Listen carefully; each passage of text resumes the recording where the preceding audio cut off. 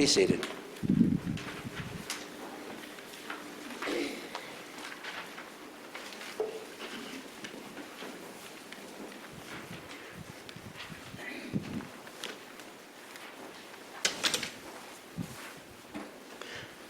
May the words of my mouth and the meditations of our hearts be acceptable in your sight, O God, our strength and our Redeemer. Amen.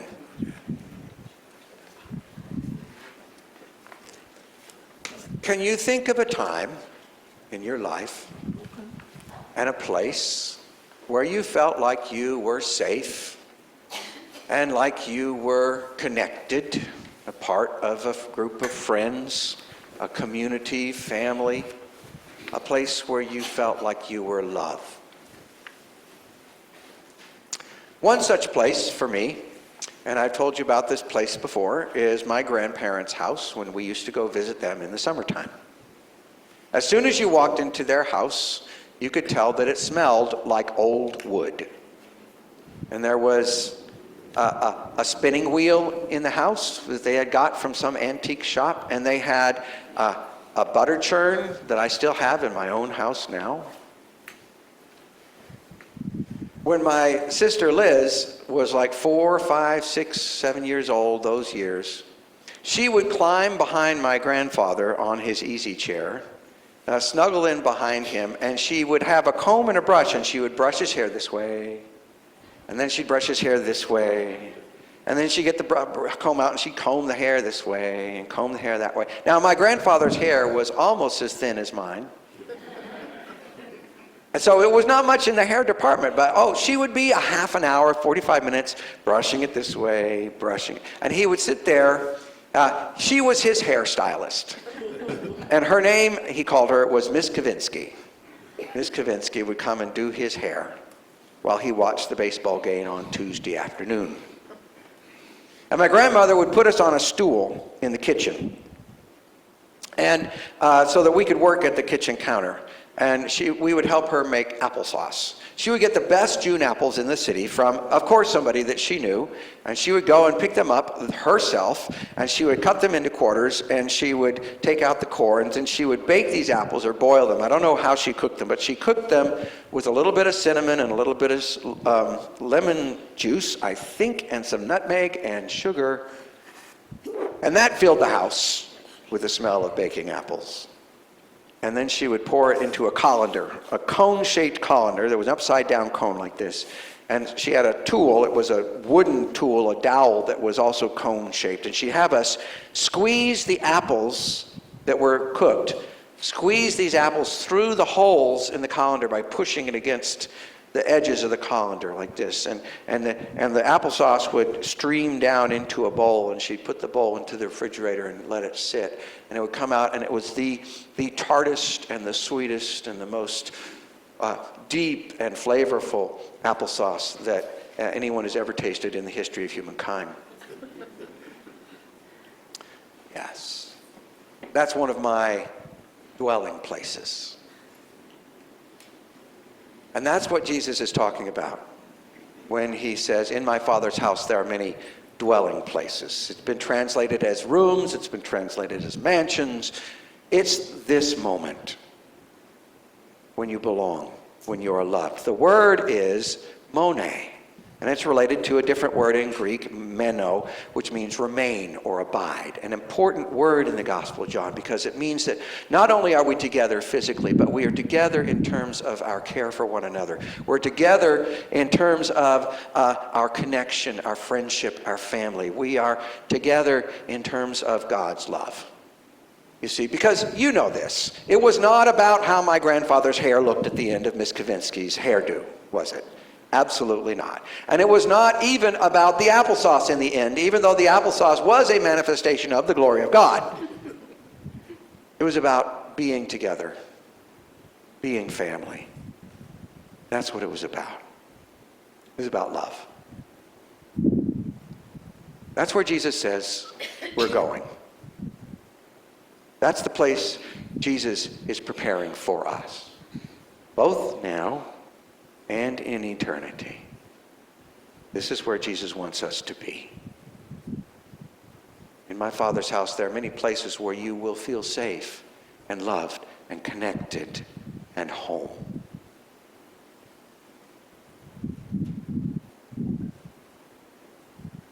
The disciples need to know this. They need to understand that this dwelling place is there for them, because they have just gotten some really bad news. Do you ever get bad news? We get bad news. We get bad news from the doctor about our biopsy or our addictions or our bones. We get bad news from family about illnesses, about separations, about divisions. We get bad news from the world. Don't get me started on that. Jesus says to the disciples, in the midst of the bad news that he has had to give to them, he has told them that he is going away, which basically means he's going to be killed. He has told them that one of their own group of friends, is going to betray him. That's bad news. He's told them that Peter, who is supposed to be a good leader of the group, is going to deny that he ever knew Jesus. Bad news. And so Jesus needs to give them something that will give them courage and strength to get through the days ahead. And so he says to them in our gospel lesson for today, do not let your hearts be troubled. Do not let your hearts be tossed around like a little bitty boat in the middle of a storm. That's the same word that is used for when the disciples are on a little boat in a storm and they think they're going to drown. Don't let your mind be whipped around by wind. Don't give in to despair and say things like, oh, it doesn't matter anymore. Everything has come apart. Everything is crashing down. There's no hope. No, man. Giving up hope is against our religion, y'all. All right? Don't give in to despair. Don't give in to cynicism. Oh, there's nothing we can do about it, so we have to just go along with it. No, we do not. Because we believe there is something deeper and bigger and more powerful than any bad news. Do not let your hearts be whipped around by the wind and cast around like in a storm. Believe in God, believe also in me, says Jesus. Believe that there is something more powerful than anything that we might fear. And believe that that power, that love comes to us in our time, in our place, in our world by somebody named Jesus.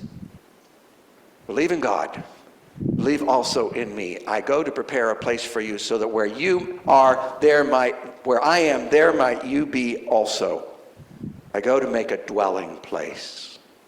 And that is there and will not be destroyed. Okay, that's good news. Then Jesus says, you know where I am going. You know the way where I am going. And the disciples probably should know where he is going if we're talking about places and dwelling places in terms of connection and love and community and the power of God. Because they've seen the power of God in Jesus. They've been in that place with Jesus. They were in that place when Jesus fed 5,000 people with 5 loaves and 2 fishes that a kid gave to him. That's a miracle. That's a beauty. They've been there. They've been there when Jesus gives sight to a person who was born blind, and the miracle had never been done, not since the beginning of humanity. And the man who was at first blamed for his own blindness then gets rejected because he tells the truth, and he becomes a part of Jesus' community and that connection and that intimacy. They've seen it prevail even in the face of rejection. They've seen Jesus raise the dead. They've seen Jesus raise Lazarus from out of the grave, and then Mary, Martha, and Lazarus have Jesus to dinner, a public affirmation of their connection and their devotion to Jesus. Even when the billionaires of the day are out to have him killed, they still have him over to dinner in front of everybody. They've seen the love of God. They should know. But naturally, as always happens in the Gospel of John, somebody's taken Jesus literally when he's speaking figuratively. Thomas says, "Where are you? We don't know where you're going. How can we know the way?" Thomas thinks Jesus is maybe going into hiding in a special safe house in Jerusalem, or maybe running off to Egypt somewhere. He is going somewhere else, thinks Thomas. This happens all the time in the Gospel of John. It happens all the time for us. We take Jesus literally when he means figuratively. Okay, we've said this before. Don't take the Bible too literally, because if you do, you'll miss the point. Also, don't take the Bible too figuratively, because if you take the Bible too figuratively, you will also miss the point. The point is the love of God. So Jesus turns Thomas's mind upside down, just like he turns all of our minds upside down all the time. All right? Because the way is indeed a physical journey that we sometimes take, right? We might go on pilgrimages. We might go on a spiritual retreat. We get up in the morning and haul ourselves into church. These are physical movements we make because we're Christian. We might go into the streets and voice our concern for people who are more vulnerable than ourselves. We might move ourselves and help people who are poor, or help people to have a shelter that they don't have. We move ourselves because of our faith. There is a physical movement, a part of our faith. There is also a more figurative way to think, that we have a way of life. We insist on integrity in our lives. We insist on telling the truth. We insist on being honorable, and we insist on being compassionate, right? There is a way of life. But Jesus is even more than a physical movement. Jesus is even more than a way of life. Thomas says to him, "We don't know where you're going. How can we know the way?" And Jesus says, "I am the way." Just a journey. The way is more than just a way of living. The way is alive. It is alive. It is risen from the dead. It is.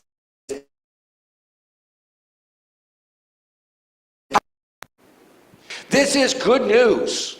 It's hard news too. I'll get to that in a minute. It's good news because we are fumbly bumbly human beings. We as individuals and we as communities, we lose our way.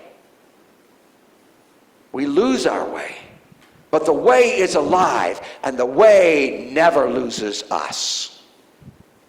We are fumbly bumbly human beings. We fail to follow the way, but the way never fails to follow us. The way pursues us and hunts us down with relentless grace. I am the way, says Jesus. This is good news. It's also hard news. Partly because of what Jesus says next. And it's hard in a way that I think might surprise us. Jesus says, "I am the way, the truth, and the life. No one comes to the Father except through me." All right? So, okay. Jesus is the way to God.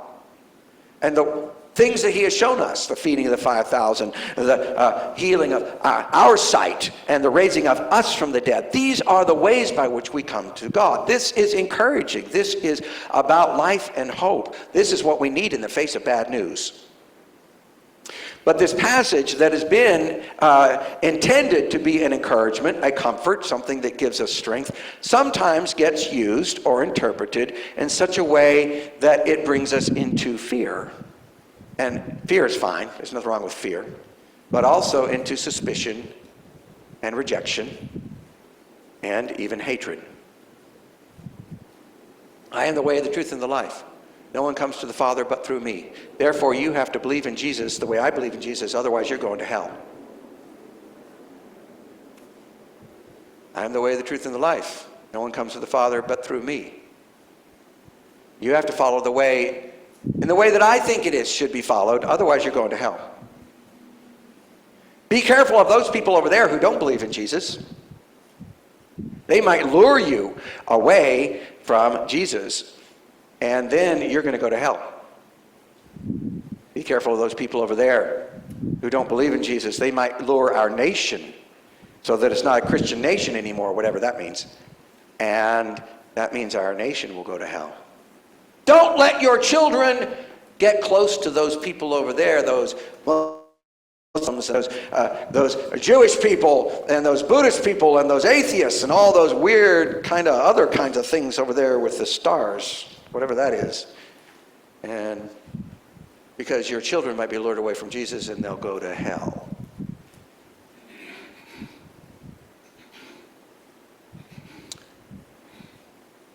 All right. We can look at the Bible and talk about hell. But I'm going to talk about this passage today. What is the way? What is Jesus, who is alive? What is the way? What does Jesus require of us? How does Jesus behave? If he is the only way to the Father, how does he treat people who are of another religion or faith than himself? And what does he get mad at? And what does he condemn? And what does he call going to hell? I'll tell you what Jesus gets mad at. He gets mad at people of his own religious tradition who are hypocrites, who say one thing and go and do another thing, who apply the rules of God in a nice way to people that they like, and in a rigid and cruel way to people that they don't like. And then they get all high and mighty about it. Woo! Jesus gets purple-faced about that. Jesus gets angry at people who forget the love of the poor and who look down on people who are more vulnerable than they are in their society and their world. That's who Jesus gets mad at. And you look at Matthew chapter 25, it's terrifying. Because some of those people end up into eternal punishment. We can talk about that. It's all right, we don't have time today. We're already going too long. But for this passage, what is the way? How does Jesus treat people who are of other faiths? And again, this is the only way to get to the Father. I'll give you 3 examples. Number 1, the woman at the well in the Gospel of John. Jesus runs into this woman. She comes out. She's sitting at a well. She comes out to get water at the well. She is alone by herself in the middle of the day. Nobody else is around. Jesus talks to her. This is outrageous. You do not talk to a woman by yourself, alone in this society. Really, not alone, not if you're a man. You talk to her if she has her husband or her brother or her father with her. That's who you talk to. You don't talk to her alone. And Jesus then talks to her about God. He engages in a theological conversation with her. You did not do this if you were a rabbi. You did not go teaching women. Jesus disagrees with her. You worship what you don't know. We worship what you know. That's fine. He disagrees with her, but he treats her with respect.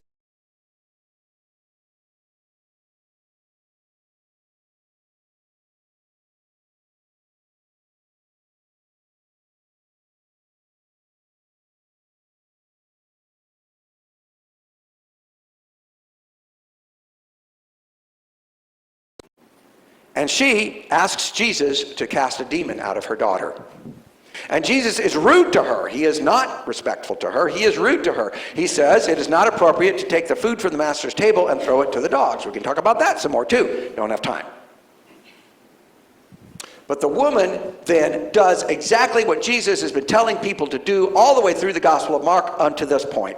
She swallows her pride. She sets aside her ego. She does not stand up for her position and in her society. What does she do? She focuses on what she wants. She acts out of love. She says, yes, Lord, but even the dogs eat the crumbs from the master's table. She focuses on healing for her daughter. That's what she's about. And at that point, Jesus is astounded, it says in the Gospel of Mark. Astounded. Nobody else in the Gospel of Mark astounds Jesus. Jesus astounds everybody else. He gets into these question-answer arguments with everybody, and he wins every single time except this one. He is astounded. And he says, for saying that, your daughter is healed. And then Jesus starts going and doing miracles and preaching in Gentile territory among people who are of different faith than himself. Jesus learns from people who are of a different faith. Number 3, Gospel of Luke and Mark. A centurion, a commanding officer in the Roman army, would have been worshiping military deities like Mars, the god of war. He sends and asks Jesus to heal a servant that is beloved to him. And Jesus begins to go to his house to heal this servant. And the centurion says, sir, commanding officer, occupying army. He says, sir, I am not worthy to have you come under my roof. Only say the word, and my servant will be healed. And Jesus says the word, and his servant is healed. And Jesus says, I have not seen faith like this in all of Israel. How does the way, the truth, and the life, by whom you can't get to the Father, how does that way treat people who believe differently than himself? With respect, able to disagree, that's fine. Able to learn with compassion. I am the way, says Jesus.